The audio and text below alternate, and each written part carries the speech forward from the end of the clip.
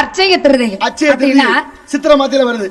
அந்த அட்சய திருதி என்ன அர்த்தம்னு கேக்குறேன். அதுக்கு என்ன என்ன எடுக்கிறதுக்கு, என்ன வாங்குறதுக்கு, என்ன செய்யறதுக்கு ஒரு சிறப்பான நாள்.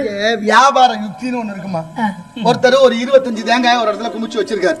இன்னொருத்தர் ஒரே 2 இடத்துல தேங்காய் ஒரு 500 தேங்காய் இருக்கு. 2 இடம், 2 கடை. ஒரு கடையில தேங்காய் 20 ரூபான்னு எழுதி இருக்கு, ஒரு கடையில தேங்காய் 30 ரூபான்னு எழுதி இருக்கு. இப்ப எது கூட்டம் கூடும்?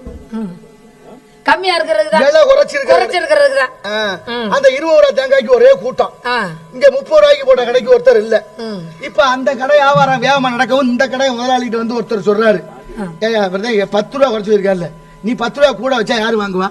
ஒரு 1-2 கூட இருந்தா கூட வாங்கிட்டு போயிருவாங்க. 10 ரூபா கூட வச்சிருக்க, இல்ல அந்த கடை நம்ம தான் விக்கெட்டா, அதுக்கப்புறம் அள்ளிக்கொண்டு வச்சுக்கோம் நானாயுமே. அப்படியா? இது வியாபார யுக்தி. இப்ப அச்சய திருதி ஏன் வந்து தெரியுமா? தங்கம் வாங்குங்க கோடீஸ்வரர் ஆகலாம்னு கிளப்பி விட்டாங்க.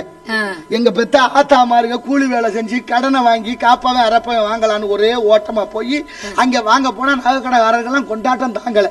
பக்கத்துல ஒரு வட்டி கடைக்காரர் ரொம்ப கவலையோட உட்கார்ந்து இருக்காரு. ஏன்டா அப்படி கவலையா இருக்கிற? நகை கடை ஒரு ரொம்ப சந்தோஷமா இருக்குன்னு நினைக்கிறியா?